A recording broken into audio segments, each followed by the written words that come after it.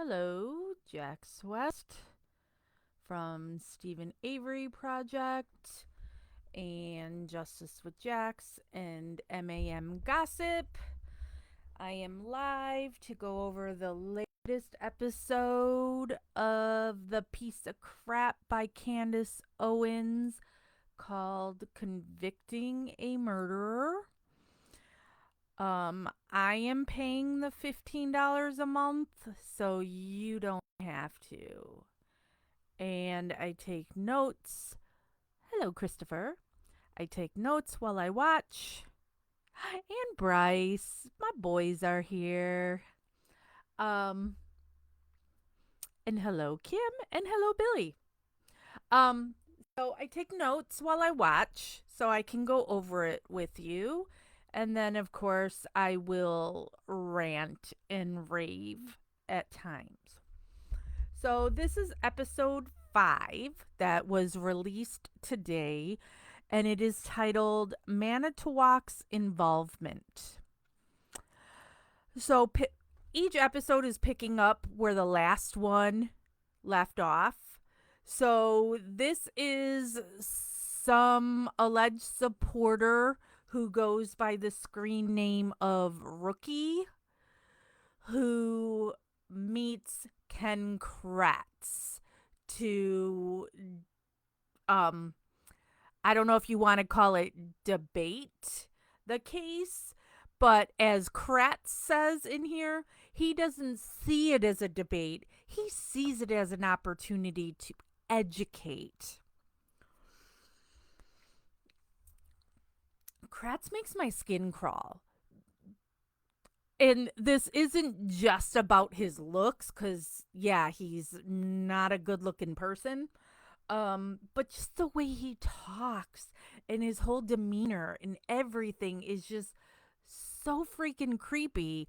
And I would think that even without the knowledge of what he does with his sexting finger, gross.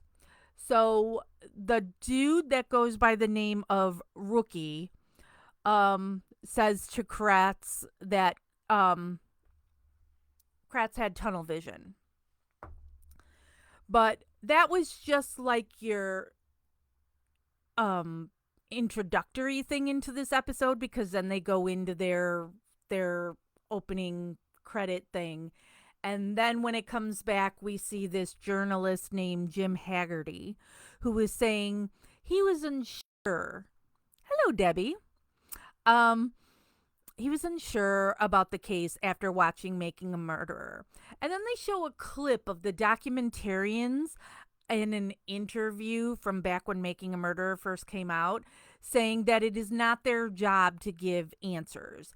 And so the way this piece of crap is trying to make you think is that the documentarians are really trying to make you think that Stephen was framed, and but then purposely not giving you any answers so they could just have this big blockbuster. But there's many of you who are here who remember stuff way more than I do. How many years were the documentarians working on this before it even came out? They would have no clue that this thing would be a success or that it would make money, anything. So to try and say that the documentarians are doing this editing purposely, they had no clue if this thing was ever going to go anywhere. So, whatever. And Door County. And so then Candace Owens, um, as Marie just says, is intrigued if Candace responds to your call outs, because I loathe the woman. Absolutely loathe her.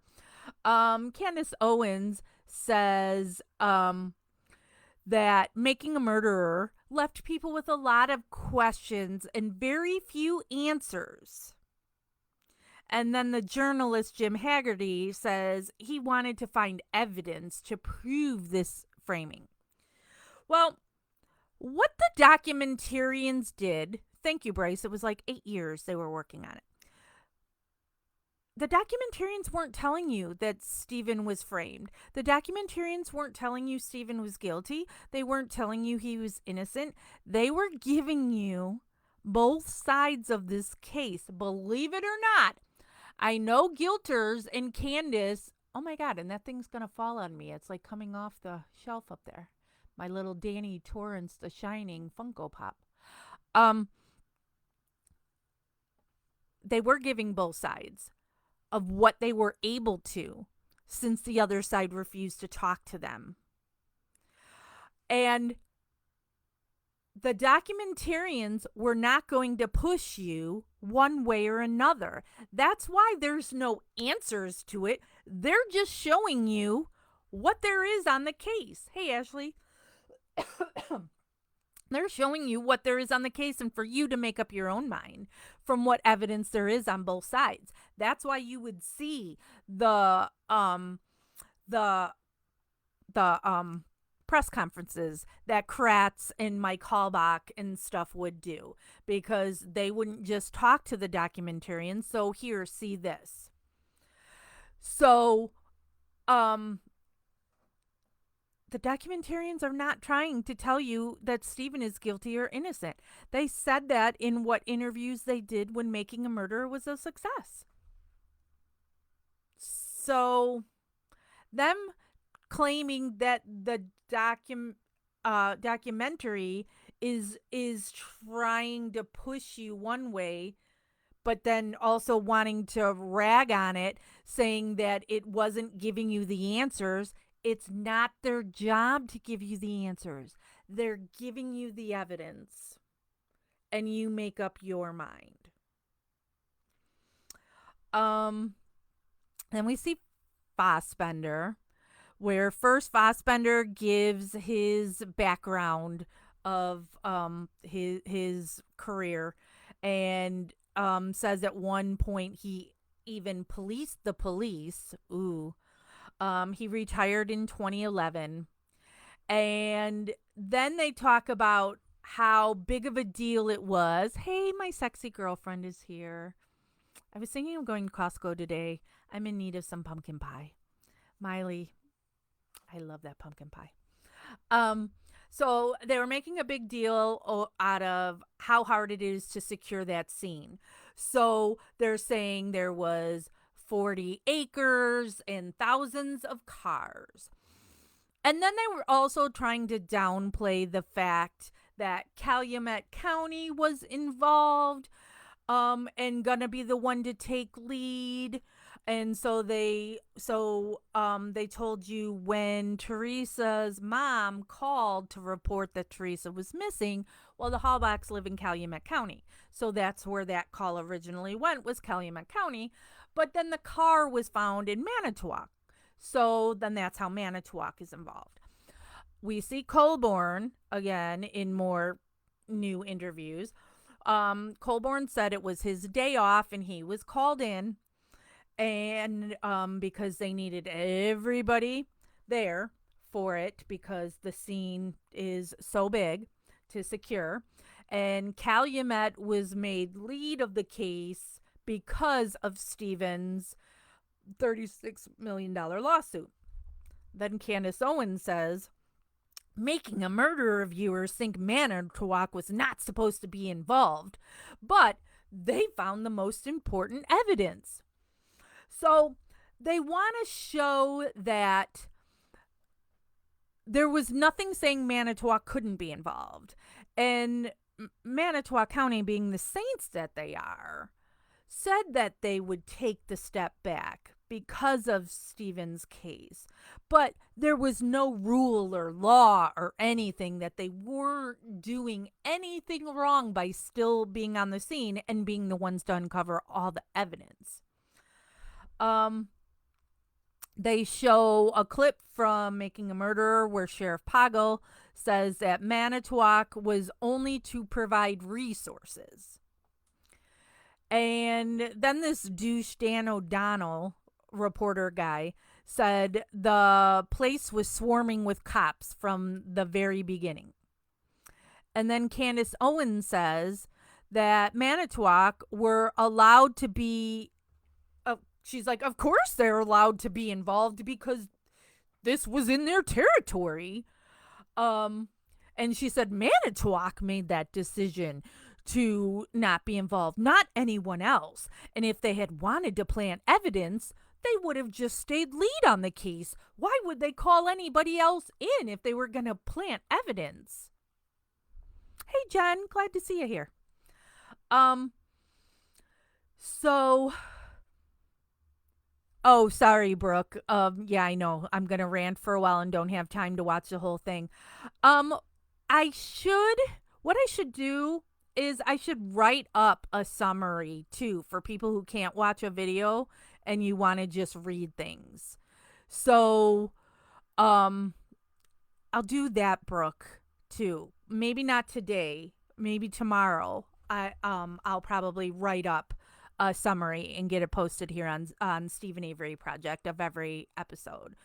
Because I get it. Yeah, I ramble, squirrel, and get distracted, and not everybody wants to be on here for however long I'm gonna ramble on.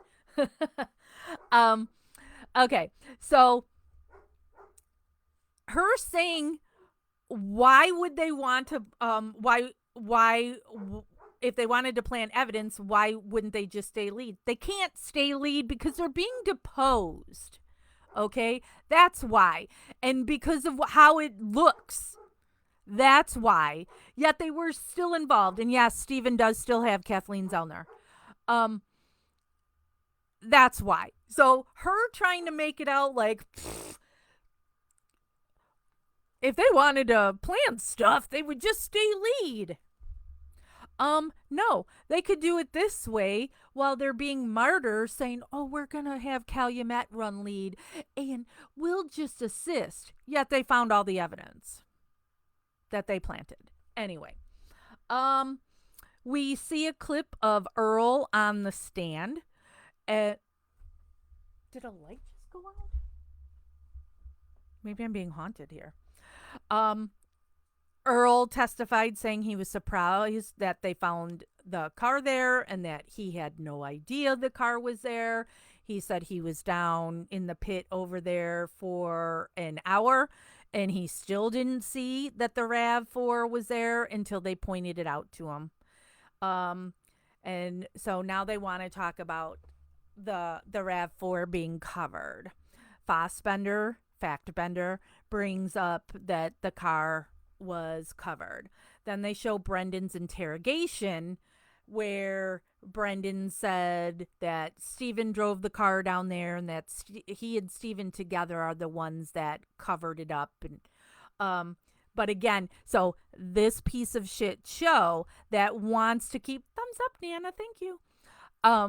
This piece of shit show that wants to keep ragging on Making a Murderer for not showing you every minute detail of this case also is not showing you Brendan even. Well, there's a future episode is going to be on Brendan. So we'll see what they cover on that. But you're not showing Brendan's full interrogation. So when you're showing that Brendan is saying that Stephen drove the car down there and that he and Stephen covered it together, you're not getting what Wiegert, Liegert, and Factbender said to him first to lead that horse to drink. Kratz, when he's talking with the rookie dude, Kratz is saying, you know, why would Stephen have to camouflage it? And the rookie dude said, this camouflage stuck out like a sore thumb. And we hear Stephen, so I don't know if this was an interrogation or an interview. We just hear Stephen saying that when they had done the flyover, the car would have obviously, you would see it because of it being new and shiny. And so the junkyard, there's a method to the madness to you and I who don't own a junkyard or are not people who regularly go to a junkyard. The Avery family, where they put things, there was a reason those cars were there. So where the RAV4 was parked was not where a RAV4 would be parked. Okay? So, and not only is it double parked, it's going the wrong direction from the rest of the vehicles, and it's not the same kind of car or the year or whatever. So it made it so obvious this car didn't belong there. So if you're Stephen Avery and guilty, and you're just waiting for the right moment for you to crush the car when nobody's around, okay, being devil's advocate here or whatever, if Stephen wanted to make sure it was camouflaged, he would have parked it where it would belong, on that salvage yard.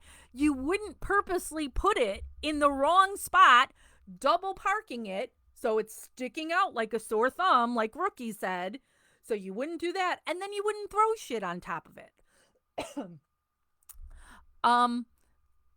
That makes it stand out. Nothing else has stuff on top of it. You're obviously marking it. Why? Because you want it to be discovered there. Stephen doesn't want it. If Stephen's guilty, Stephen wouldn't want it discovered there. Earl and what's his face, his buddy,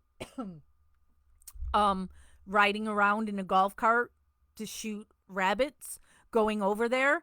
Earl, who does the least amount of work, but he still would have known that car didn't belong there. If he happened to be chasing a rabbit because he wanted to murder a rabbit, he would then notice that car is in the wrong spot. So if it's Stephen putting it there, it would have been put where, if the RAV4 had come in from a customer or tow or whatever, where it would go. Duh. Then they bring up the plates.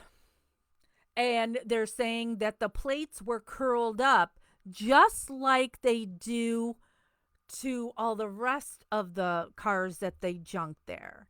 So making that seem like, or they're making that allude to Stephen would have done that. You don't know that Stephen would have done. Anybody then who did work at that salvage yard would know that you take the plates off and you're curling them just so or whatever. So that doesn't mean it's Stephen who took those plates off. And then they're pointing out that the plates are or the plate is in a car closer by Stephen's residence. Why would Stephen park a car all the way the opposite corner from where his house is and then bring the plates closer to his house? That makes zero sense. They say there was no DNA found on the plate. Candace says you would leave the plates on the vehicle so you could identify who it belongs to. I'm guessing she's saying if cops had been the one to plant the car there, that they would leave that. Christopher just posted a plug for my book. Thank you, Christopher.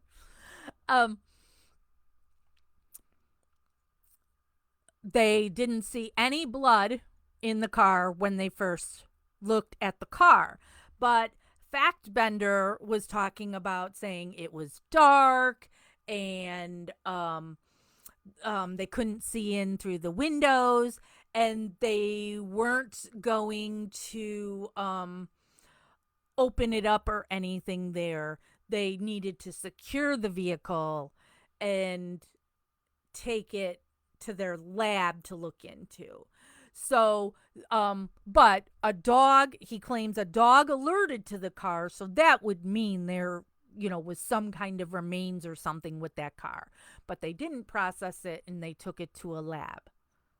So, that again, if you want to be a conspiracy theorist or me, who I do not believe Bobby Dassey planted the blood, I still believe that law enforcement planted the blood. So it's not proving there was any blood in the vehicle when they took the car. There's no proof there was blood in there because they themselves say they didn't look in the car. Not until they get to the lab do they open it up.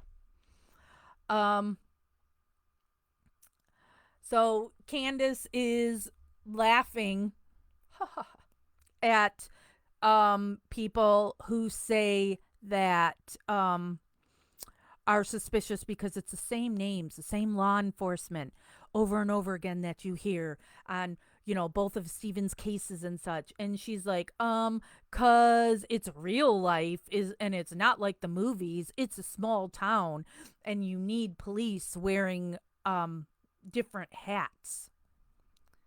So whatever, Candace.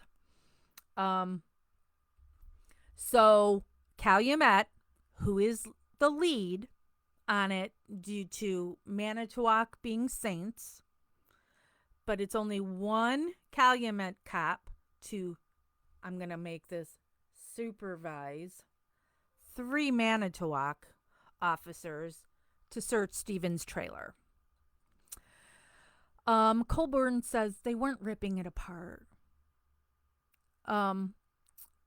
Fassbender points out that they saw blood, and the thing when you're hearing Fackbender say that they saw blood, they're showing the picture of the bathroom where Stephen said he knows his blood was missing from.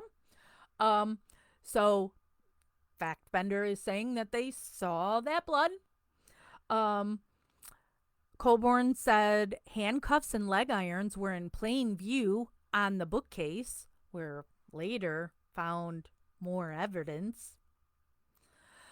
Fackbender said that on that search, Colburn and Lank would have had to have planted the key then, because they would have no idea that they were going to be sent to go look for the key again. But here's what I'm going to say to you, Fackbender. They could have planted the key then. We don't know that they didn't. And they probably would not want to be the ones to find it due to their depositions that were happening with the Penny Bernstein case. They wanted somebody else to find it, but they didn't. So that's why they're going to be the ones that have to find it the next time they're sent in there. So they don't know they're going to be sent to next time. They don't care if they're going to be sent to next time. They just need the key to be found. So you would expect cops would do their job. And if you're looking in a teeny tiny little trailer, you would be able to find any evidence. Especially when you're claiming the victim was in this trailer. And in Brendan's case, she's raped and stabbed and cut and punched and this and that and the other. She's raped by 2 guys. No bodily fluids. Whatever. None of her hair. None of her hair. There's my hair right there. No hair, no nothing of her. But you would think cops would be able to find something in a teeny tiny trailer. So they don't have to be the ones to go next. Candace Owens says Lank and Colburn have nothing to do with the Penny Bernstein case. So why would they need to do anything to Stephen?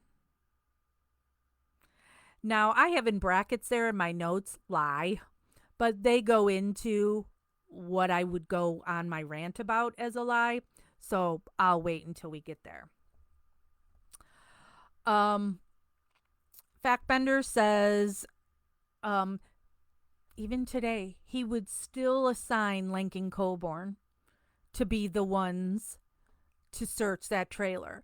Because what they were saying in here is Calumet did not know that Lank and Coburn were on the list to be deposed in Stephen's case. But he said even if he had known that, he still would have signed them. um, Candace Owens scoffs at them having a motive due to the $36 million lawsuit because she said they wouldn't have to personally pay for it. So what do they care about a $36 million lawsuit? You care. You don't want your name listed in any lawsuit. You don't want to be law enforcement and be attached to a lawsuit of somebody serving 18 years, 12 years if you want to take off the 6 years that Convicting a Murderer wants to make sure you know that he was going to get 6 years for running his cousin off the road. So 12 years. All right. Let's just, for the sake of argument, say 12 years. For 12 years of serving time for something you didn't do. You do not want to be in law enforcement and be attached to that case. You do not. Whether you're personally liable for the $36 million or not, you do not want your name on that lawsuit. So, when they were talking about depositions, Stephen's depositions, they showed the list, and I thought it was funny because they blur out the names on the list except for Colborn and Lank. They show you those, but you could still read all the other names, and it's also public, so I don't know why you would black them out. But I thought it was curious that Judy Dvorak's last name listed on there, it was Judy Dvorak Yanda. I don't know, did I ever know that Judy Dvorak was also a Yanda? But anyway, I digress. Oh, my throat is so dry. Then we hear Colbert say that he was out of the country in the military when the Penny Bernstein case happened. And then when he was done in the military, he went back to Wisconsin and he was hired in 1992 to be a corrections officer. And so then we see Rookie bringing up the phone call in 1995 that Colborn was the one that answered at the jail.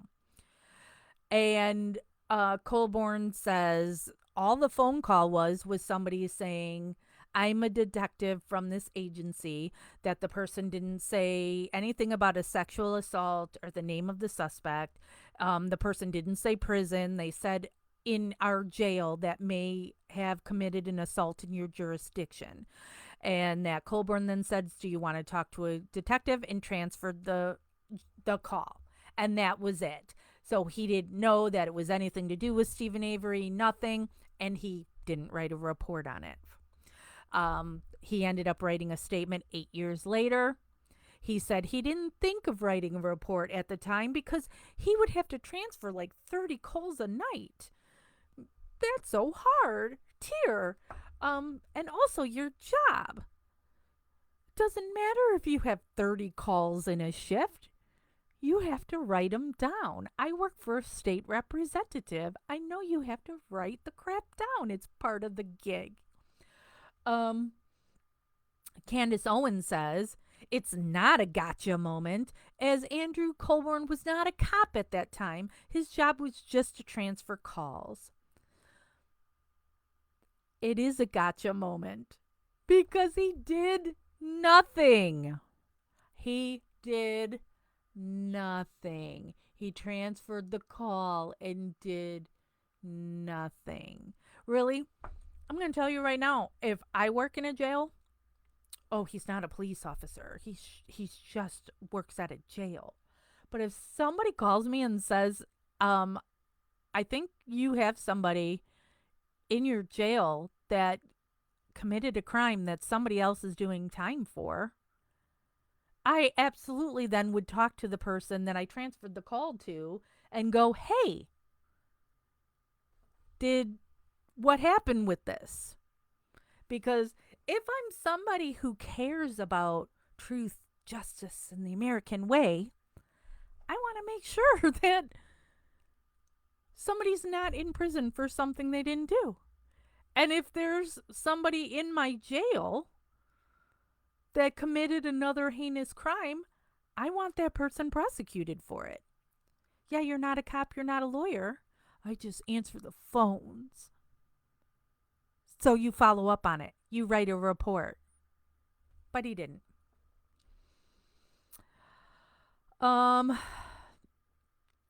Colborn and Lank talk about DNA that exonerated Stephen.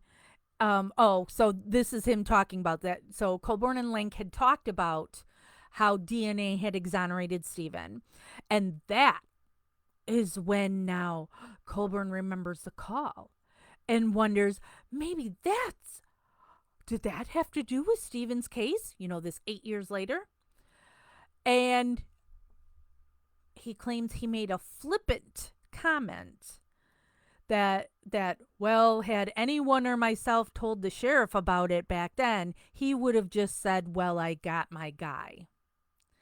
And since that's what Lank or Colborn said to Lank, he said Lank then misunderstood him and thought that meant that Colborn did go to the sheriff back then. And then Lank wrote a statement stating that. And he had told Colborn to write one too. So, ha ha ha, Lank, it's just a flippant comment. He didn't really mean it. That it would have been, well, we got our guy. Don't look into this. Not the droids you're looking for. Then we see Earl saying that Stephen thought he had $36 million coming, but the county has insurance that would have paid for it. So Earl doesn't think that's motive at all for Manitowoc to do anything to Stephen. And so then Candace is saying you have to be able to prove that Stephen was framed and that she believes Stephen would have, so the $400,000 that Stephen ended up settling for, she doesn't think if the case had gone to court, she doesn't think Stephen would have even gotten the $400,000. She thinks he would have been ruled against because Stephen would not be able to prove intent. That there's no proof that Manitowoc did anything to Stephen to put him in prison for Penny Bernston. So not the fake lineup, not the drawing his mugshot, none of it. There's absolutely no proof whatsoever. Insert eye roll here. Colborn admitted back when he was deposed that it did cross his mind, or no, it was when he was on the stand. It crossed his mind that he could be added as a defendant to the lawsuit. But now, bolstered by Candace Owens, Colborn said he and Lank were never named as the defendants. And so then they're trying to show that making a murderer cut out that Lank and Colborn were only part of the Penny Bernston case as witnesses. So they're trying to show, oh, my throat, like they didn't show something in its entirety and that it was so misleading to all the viewers of Making a Murderer that Lank and Colborn were only witnesses. So therefore, they wouldn't have any reason to be worried and want to frame Stephen because they have nothing to do with Penny Bernston or the $36 million. And there's insurance that's going to pay for it. So they didn't care at all. Let it go to trial. We don't care. Yeah, right. Then Colburn claims he was happy for Stephen when he got out and said Stephen absolutely had money coming due to being in prison while innocent. Um, and he didn't care any money that Stephen would get because they weren't going to take any from him. So now they go to Sunday, November 6th. They're claiming that law enforcement had minimal resources to handle this crime scene. Um, so they were having patrol officers being investigators. Colborne searched Stephen's garage. But, Colborne's making it a point of saying, I was very respectful. I didn't ruin anything. And he wanted to make sure that things were done in a timely manner because he realized every day that they had possession of the salvage yard was a day the Avery family was not able to make money because that was their sole source of income, because he's such a great guy, Colborne is. Um, so Coburn and Remacher search the garage and they find spent shell casings on the floor. Remacher, when he was on the stand, said he thought there was 11. They also noticed reddish brown stains on the floor. But remember, they're saying it's just a general search. It's not in depth. Let me scroll back up, November 6th. When the RAV4 was found, it was locked. So they got a key shop, so they claim, a key shop to open it. The producer chick, so this one girl that they have her title as producer / researcher. So she's somebody who is she makes money off this piece of shit if it makes any money. So the producer, in her awesome researching, she then goes and interviews the guy who processed the RAV4 at the lab. And so he said he did a presumptive test on the bloodstains. Then they just kind of, I don't know why they just grazed across this. Maybe they're going to go into it later. But they bring up how they took into custody 4 burning barrels that were behind barbs. And they said when they took them into custody, it was raining and sleeting. And that they took those and put them in storage. Now it says on November 8th, they go back to Stephen's trailer. Colborne claims, my husband just pulled in, so you're hearing the dogs bark downstairs. So Colborne claims that he was bitching about being sent to go back to Stevens because he's like, we've already searched. What do you think we're going to be able to find now? But Factbender said he wanted, as he called it, a more thorough search. So Colborne said he tipped and twisted the bookcase from the wall. And he said Lank had walked down the hallway to go get bags. I don't know why you're getting bags, but whatever. He's getting bags for evidence that they're saying there isn't any, that they're, what are we going to find here? So Lank goes to get bags. And then he hears Lank say, there's a key on the floor. There's a snake in my boots. And then we see Kratz in new interview saying he knew his case became more difficult and he was angry that Lank and Colborne were the ones to find the key, and that he said to him, this is Kratz's quote, "You guys just fucked up my case." And that's where this episode ends. The next episode will pick up about the key and how making a murderer made Colborne look suspicious when he was on the stand.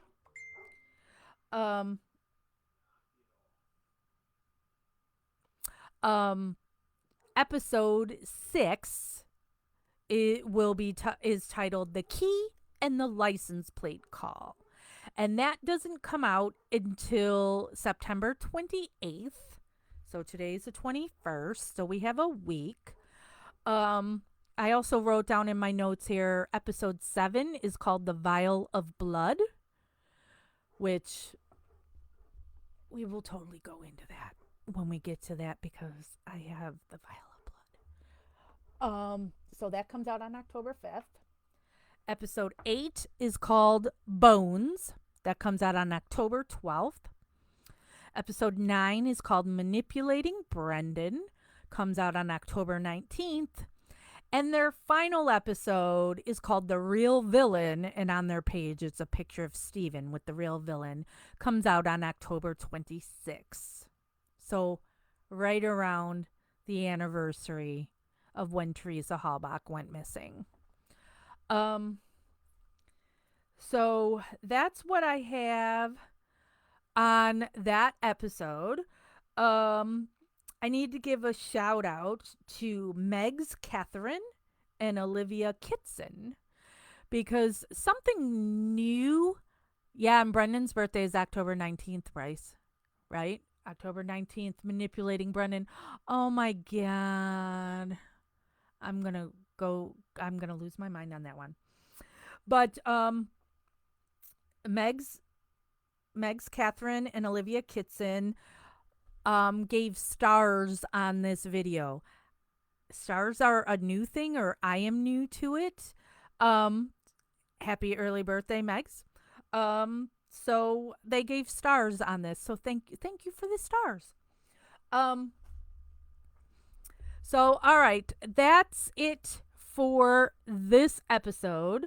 So look around. Let me look at my calendar here. The 28th. Let me see. What is the 28th? Go back.